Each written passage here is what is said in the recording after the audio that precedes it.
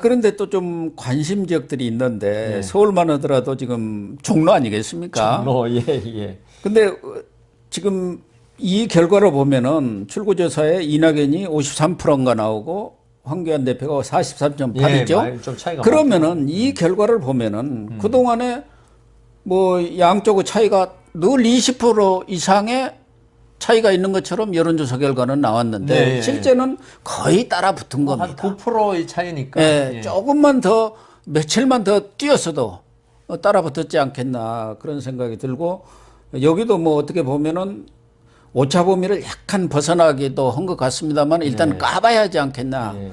이런 생각이 들고요. 또 동작거리 네. 상당히 관심 지역이었는데 네, 그렇죠. 여기는 좀 좀 차이가 한적을 많이 나네요. 같죠. 이수진 54.0, 나경원 43.2이기 때문에 10% 이상의 차이가 나고 있습니다. 또 광진을도 예. 지금 고민정이 49.3입니다. 거기는 뭐 거의 오세훈 같더라고요. 48.8. 여기야말로 초접전. 뚜껑을 까봐야 합니다. 예, 예, 맞습니다. 이렇게 초접전 지역일 때는 아무래도 야권이 좀 우세한 경우도 많이 있습니다. 그동안 예, 경험으로 예, 봤을 예. 때. 예. 근데 저는 아까 이낙연 그 후보하고 예. 황교안 후보 말씀하셨는데 황교안 후보가요. 좀 사람한테 어떤 친밀감을 줬으면 참 좋겠다. 아까 선거 과정이 조금 이 선거를 이번에 처음 하다 보시니까 나오기 전에 예. 그 두 분이 그 선거운동하는 걸 잠시 비디오로 찍어서 보여줬더라고요. 예. 근데 이낙연 후보는 본래 정치인 출신 아닙니까? 기자 출신이지만. 국회의원을 4번 했고 도지사를 다 하고 그러니까 그런 거의 좀 분인데 선거 백병전을 다 치른 분 아닙니까? 아주 뭐 산전, 산전, 수전, 수전 다 공주전, 뭐 지하전까지 맞아요. 다 그래가지고 겪었어요. 아까 보니까 참 친근감이 있더라고요. 예. 말씀하시니. 근데 그럼요. 황교안 후보는 좀 딱딱해요, 솔직히. 아무래도 처음 예, 선거를 처음 하다 보니까 선거하고. 어색하죠. 뭐 예. 그냥 이렇게 가서 친절하게 하기가 참 그리고 황교안 후보 말투 자체가 아나운서 말투예요. 예. 우리가 그러잖아요. 이 투표는 이 투표권자들은 자기하고 비슷한 사람을 뽑는데요. 예, 예. 자기하고 느낌이 비슷한 사람.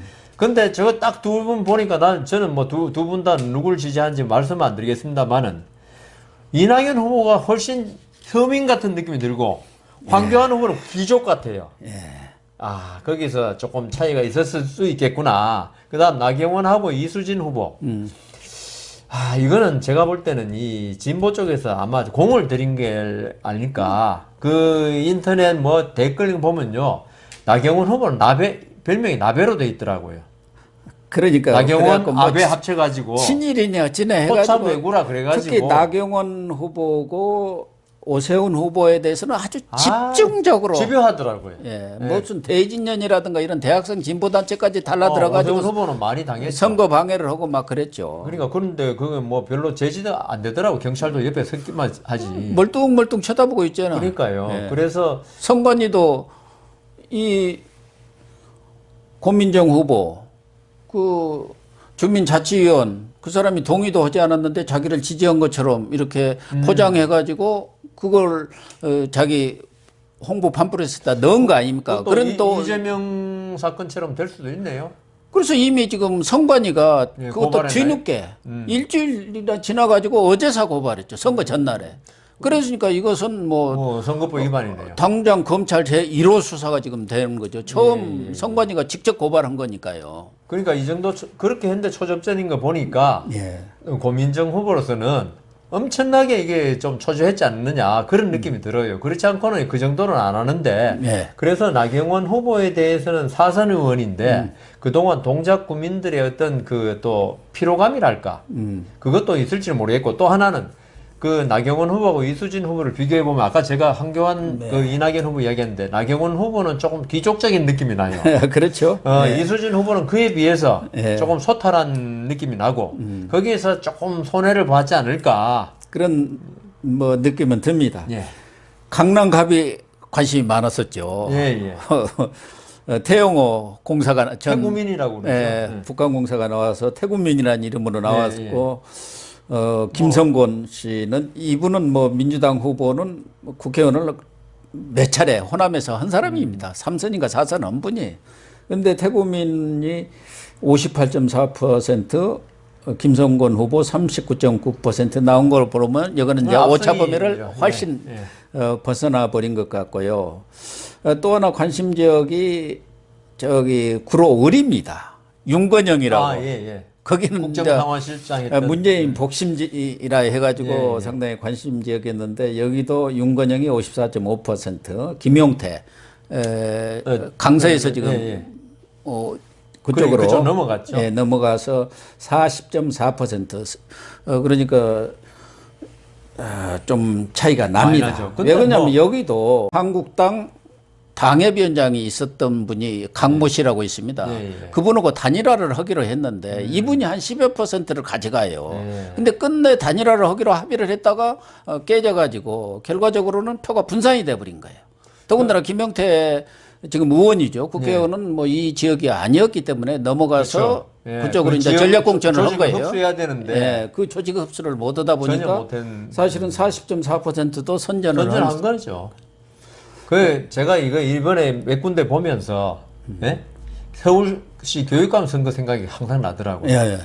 진보는 이 단일화 내지 뭐 해가지고 그러는데 보수는 전부 자기 잘났다고 4명 5명 나오니까 표 다 갈라 먹으니까 그러니까요. 좀 단일화를 했으면은 여기도 충분히 가능성이 있었는데 진보가 만약 그 입장에서 당장 단일화 됐죠. 안타깝고 강서 을이 또 좀 관심 지역이었습니다. 거기가 김태호 수사관 말하자면 이 정권의 여러 가지 비리들을 폭로를 해가지고 진성준 이 사람도 청와대 정무비서관 하다가 서울시 정무부시장도 하고 그런 사람인데 전 의원이죠.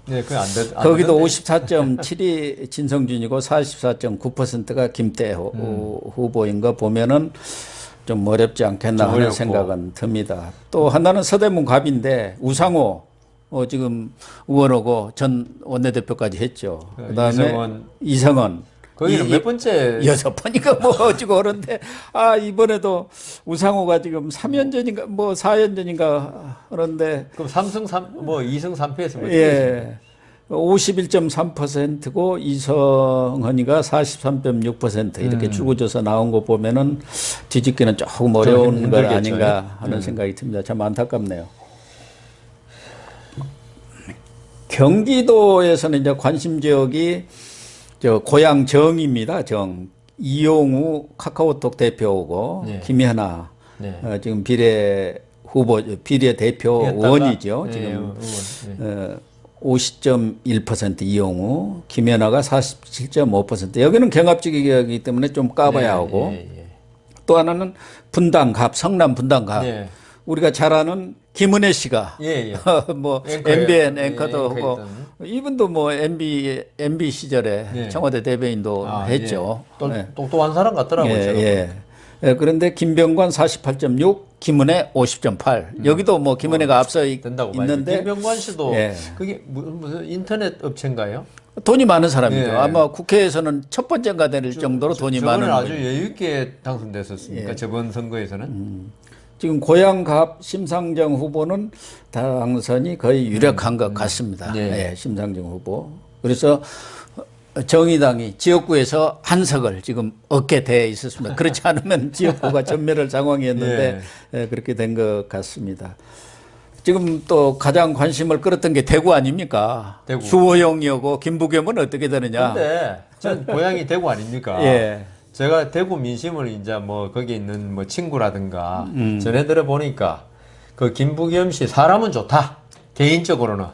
능력도 있고 괜찮은 분입니다. 저 고등학교도 선배고 대학교도 들어갔더니만 제가 대학교 1학년 들어갔더니만 그때 그 양반이 재수 같은 걸 많이 해가지고 나이는 많은데 1년 선배인데 우리 모임에 와서 말씀하시는데 말을 너무 잘하는 거예요.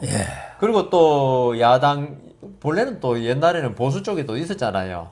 있는데 하여튼 아주 합리적이다 했지만 이번에 박근혜 대통령 탄핵되고 하면서 유승민 의원도 힘든다고 그랬어요. 안 된다고 그랬어요. 그랬죠. 그렇다면 김부겸 의원은 저번엔 됐지만 이번엔 안 된다 그러더라고요. 그 결과가 그대로 나오더라고요. 그리고 홍준표가 아까 얘기했지만 이인선 통합당 후보는 지금 경합 중이니까 까봐야 할 것 같고. 좀 이따 봐야 되고. 강원도에서 좀 관심이 간 지역이 이광재 전 강원지사입니다. 그렇죠. 이분은 지난해 말에 특사를 했지 않습니까? 이분을 위한 특사를 그러니까 했어요. 이것 때문에 특사했다고 예. 그랬죠. 그런데 앞서고 있더라고요. 박정아 통합당 후보고 조금 앞서기는 하는데 46.3대 43.2이기 때문에 그건 이것도 예. 아주 초경합 지역이라고 예, 볼 맞습니다. 수가 있습니다. 예상은 뭐 이광재 전 지사가 훨씬 앞설 걸로 예상을 했습니다만은 박정아도 청와대 대변인을 했습니다. 그리고 또 이 종편에서 패널로 많이 활약을 했죠. 아주 깔끔하신 분이죠. 논리가 정연하고 그렇기 때문에 둘 다 아주 이렇게 팽팽한 접전을 벌이고 있는 것 같습니다. 부산에 가면 또 좀 세게 붙었던 데가 부산진 갑입니다. 김영춘, 예, 김영춘. 서병수 전 부산시장. 근데 저기 미래통합당이 한참 앞서던데 보니까. 서병수가 49.6이고 예. 김영춘이 43.5. 그렇게 썩 앞선 건 아닙니다. 아까 제가 잘못 봤나요? 예. 하여튼 저는 그렇게 봤습니다. 음. 우리도 이 옆에 있는 텔레비를 보고 막 적다 예, 보니까 그러니까요. 막 지나가니까 예, 좀 약간 차이가 날 수도 있습니다. 예, 이건 예. 어쩔 수가 없어요. 예. 그다음에 부산 남구입니다. 여기는 이현주 이현주 의원이 광명항에서 지금 그쪽으로 내려갔지 않습니까? 좀 열세던데 보니까. 그거는. 약간 열세입니다. 예. 박재원 의원이 50.7, 여기도 국회의원 현역 의원입니다. 예. 이현주 의원이 48.8. 근데 거기는 예. 정말 접전을 할 것 같아요. 한번 봐야 합니다. 예, 진짜. 초반이라서 예. 알 수 없는 데 같더라고요. 경남에도 또 좀 관심이 가는 지역이 김두관, 예. 그다음에 나동현, 예. 양산을 여기에 홍준표 전 대표가 나가겠다 해가지고 안 되고 안 컷오프되고 되고, 예. 나동현 전 양산시장이 나왔는데 지금 48.1이 김두관이고 예. 48.5가 나동현입니다. 그러면 뭐. 나동현 시장이 전 그러면은 시장이 이긴다고 홍준표가 거기 나갔으면 예. 큰일 날 뻔했네, 김두관 씨는. 끝났죠. 완전히 끝났어요. 예. 그래서 저도 여러 차례 그 홍준표가 자기 고향에 나가겠다가 양보를 하고 이렇게 양산에 대안을 가겠다 그러면 했으면은 보내주지. 좀 보내줬으면은 부산권 선거에도 PK 선거에도 상당히 아니, 영향력을 선거는 이겨야 미치. 되는 거 아닙니까? 그러니까 왜 지난번에 그렇게 그 명분 하나 가지고. 공관위원장이 그 문제를 가지고 그렇게까지 할 필요가 있었나 하는 그러니까 생각은 참 이겨야지. 아쉬움이 많아요. 또 하나 저 개인적으로 관심이 가는 게 김해을입니다. 김해을. 누구죠? 장기표 씨라고 예, 알죠. 옛날 진보의 뭐. 예. 민주화에 정말 예. 정말 헌신하신 분이죠. 지금은 평생을. 보수 쪽으로 좀 많이. 지금 또 통합당으로 돌아섰던데요. 후보로 나가가지고 김정호 의원입니다. 그분이 저 공항 갑질 사건을 일으킨 분이죠. 근데 지금 내가 프로테이지는 정확하게 적지를 장기표 씨 못했는데 조금 거의 예. 붙어 있는 거 보면은 여기도 접전제, 충분히 예. 장기표 나중에. 씨가 가능성이 있습니다. 네. 특히 그쪽에 내려가서 동정표가 많아요. 그분이 70대 중반인데 6전 7기 6번을 지금 떨어지고 이번에 되면 7번째입니다. 장기표 씨가 국회의원 한 번도 안 했습니까? 못했습니다. 저는 모르는 사람들은 워낙 오래돼가지고 국회의원 한 서너 번 한 줄 알았어요. 그게 6번 나왔습니다. 주로 이제 동작에서 많이 나오고. 되면 6전 7기네요. 예. 그리고 저희 프로에도 여러 차례 나왔고. 그러시구나. 또 많은 분들이 저런 분 평생을 깨끗하게 사신 분 아니냐. 민주화 대부고 자기 일생을 민주화에 바친 분 아닙니까? 다른 사람들 별 일도 아는 사람들이 민주화 그 무슨 돈 다 그러니까요. 받아먹었어요. 이분은 한 10억 되는데 그런 민주화는 당연히 해야 할 우리 의무인데 그걸 했다고 돈 받는다는 게 말이 되느냐. 한 10억 돈을 안 받은 사람입니다. 그래서 지금도 상당히 집도 어려워요. 저는 뭐 개인적으로 전혀 모르니까. 근데 신문에 나는 이분의 뭐 인터뷰 기사 이런 걸 보니까 예전에 그 진보의 이미지.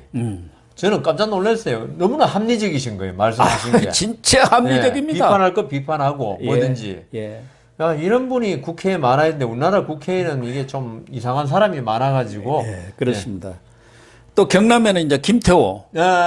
거기는 막 거기도 끝까지 뭐 거부하고 무소속으로 나갔죠. 예, 무소속으로 나갔는데 여기도 지금 강석진이 현역 의원입니다. 김태호 전 지사가 조금 앞서 있는 그런 상황인데 여기도 좀 까봐야 할 것 같아요. 까봐야 할 것 같고. 아니 근데 경남이나 이렇게 영남권은 접전이라고 까본다고 해도 네. 결국은 미래통합당이 되더라고요.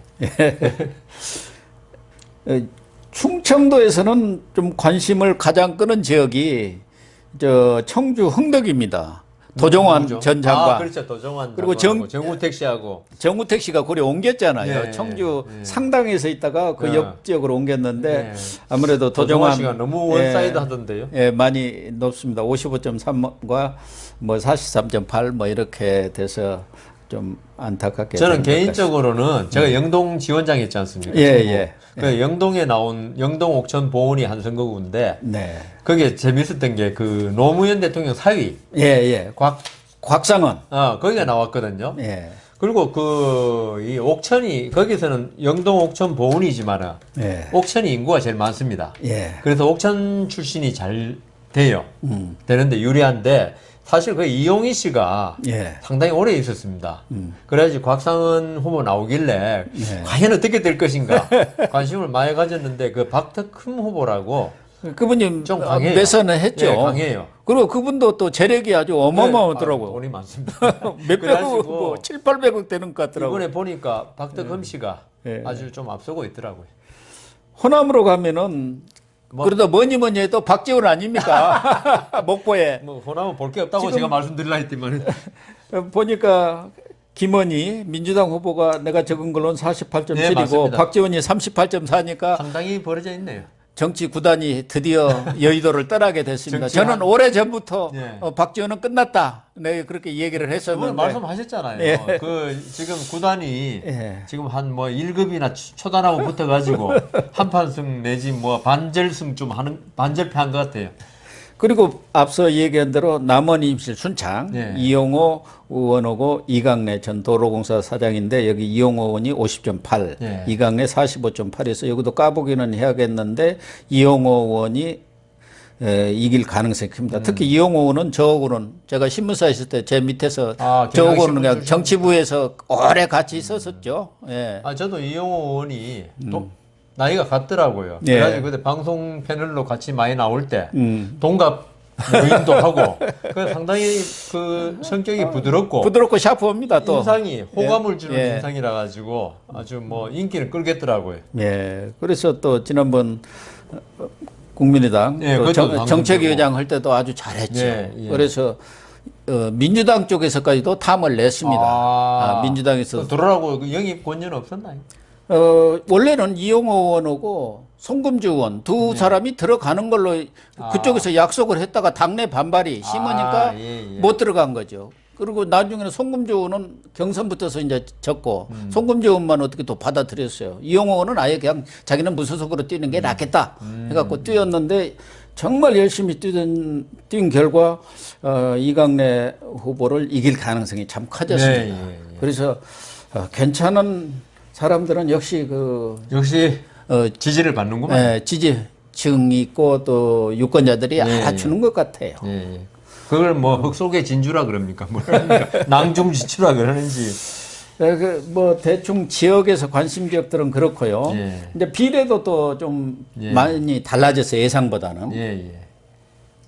아까 민주통합당은 뭐 16에서 20석, 17에서 21석에서 비슷할 것 같습니다만은 정의당은 4석에서 6석, 당초는 한 10석 가까이 얻는 걸로 이렇게 예상을 했었고 한동안에는 뭐 한 5, 6석 얻는 걸로도 나왔습니다만은 지난번 갤럽 조사, 지난주 마지막 한 조사로 보면 13%까지 이렇게 지지율이 나오면서 꽤 얻는 걸로 이렇게 되어 있었는데 4, 6석이고 국민의당도 5, 6석으로 예상을 했는데 둘 내지 4석. 아까 심지어는 1 내지 4석으로도 이야기하더라고요. 예. 그다음에 특히 놀라울 것이 열린민주당입니다. 거기가 어떻게 1 내지 3석밖에 안 되는지. 그러니까 이 선거 중반전에 들어가면서 더불어시민당에서 예, 예. 예. 말하자면 난리 법석이 난 거 아닙니까? 예. 특히 민주당 후보 추천 후보들이 11번부터 이렇게 뒤로 가 있고 김홍거리가 14번이거든요. 예. 그러니까 김홍거리가 그냥 막 공격을 하고 그랬잖아요. 예, 예. 자기가 떨어지게 생겼으니까. 그러니까요.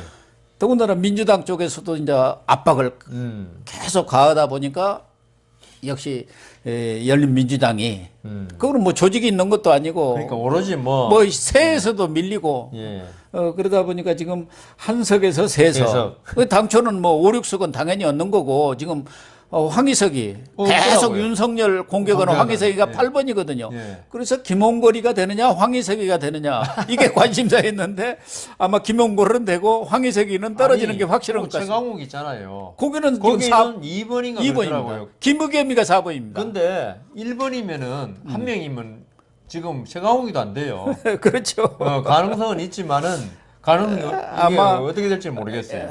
두석은 되지 않겠습니까? 그런데 지금 김의겸이가 4번입니다. 김의겸이가 이게 저 문재인 대통령이 상당히 가슴이 아프겠는데요. 또 그래서 지금 윤석열 총장에 대한 공격수 최강욱, 황희석인데 자칫하면은 둘 다 떨어져가지고 공격수가 뭐 잘해야 한 날아가게 사람 되고 공격수가 날아가게 생겼습니다. 정의당은 이번에 사실 그 저기 뭡니까 그 조국 사태 때 그 조국 옹호했던 게 결국 부메랑이 돼가지고 이때까지 정의당에 대해서 그래도 진보 중에서 진짜 진보다 희망을 걸었던 사람들이 똑같네. 그러니까요. 이게 많이 이번에 실망을 했죠. 네, 이번에 똑같네 하는 게 이번에 정의당이 4 내지 6석 지금 예상인데 이렇게 돌아온 것 같아요. 자업자득이고 과욕을 부린 결과입니다. 예. 결국 조국은 좋은데 그 이후에 패스트트랙에서 지금 이 개판 그렇죠. 방송 용어는 적절치 않습니다만 선거법이 이 만든, 괴물 선거법이 된 것이 정의당 때문이죠. 정의당이죠. 자기들이 크게 그런데 건질 줄 알았죠. 심상정 대표 같은 경우는 말하자면은 민주당이 절대 우리는 비례정당 안 만든다. 아, 그걸 믿었죠. 그렇게 되면은 정의당이 한 14, 5석 이상의 네. 비례대표를 얻을 수밖에 없지 않습니까? 그렇죠, 그렇죠. 그런데 거기서 완전 토사구팽을 당한 거죠. 속은 거죠. 사기를 당한 거예요. 예를 들면은 처음에 이 미래한국당이 생길 때는 한 26, 7석 네. 말하자면 민주당이 비례정당 안 만든다고 그렇게 큰 소리를 쳤고 약속을 했으니까 네. 그렇게 될 경우 일당이 말하자면 미래통합당이 되는 걸로 두 개 합치면은 비례 중에서는 합치면은 그 지역구하고 합치면 예. 그러니까 이거 일당 뺏기게 생겼다고 해가지고 적어도 얼른 만든 게 더불어시민당 아닙니까? 거기다 또 유성까지 하나 더 만들었어요. 네. 열린민주당. 열린민주당까지. 근데 열린민주당이 막 치고 올라오니까 그냥 또 더불어시민당에서 주저앉히고. 주저앉힌 거예요. 그래도 지금 아니, 최대한 피해자는 정의당입니다. 그런데 지금 저기 현재 선거법 연동형 선거제를 도입한 것은 군소 정당들한테도 기회를 주자. 주자는 거였죠. 국민의 다양한 목소리를 은영에 반영하자게 갖고 이렇게 만든 거 아닙니까? 근데 결과를 보면은 양당이 더 강화돼 버렸어요. 근데 지금 그 뭐 선거하고 좀 다른 이야기인데 지금 그 고 교수님 뭐 국민의 다양한 목소리를 소수 정당을 통해서 들어주자 하는데 우리나라 지금 정치 현실에서 소수 정당 한두 명 되고 세네 명 되는 당이 자기들 주의 주장을 갖다 국회에서 펼칠 수 있었습니까?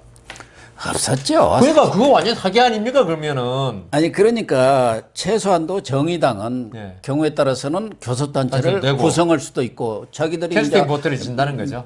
몇 개 의석이 부족하면은 다른 당과 또 다른 군소정당과 연합해 갖고 충분히 캐스팅 보트를 쥐면서 이렇게 양당을 견제할 수 견제한다. 있는 세력이 될 수가 있는데 지금은 뭐 아무것도 아니죠. 지금 완전 진짜 군소정당으로 전락이 그렇죠.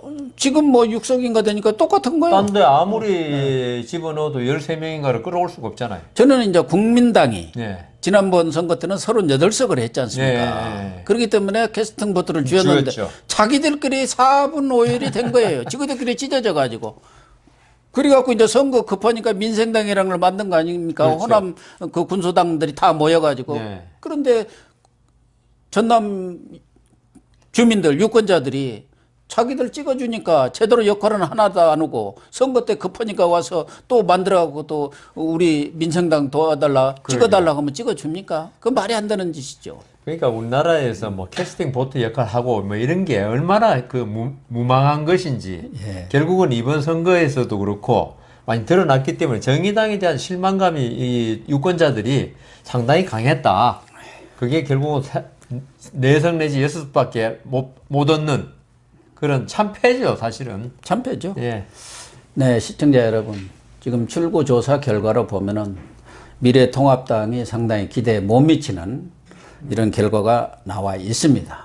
그러나 이것은 출구조사일 뿐이고, 지금 경합지역이 72곳이나 됩니다.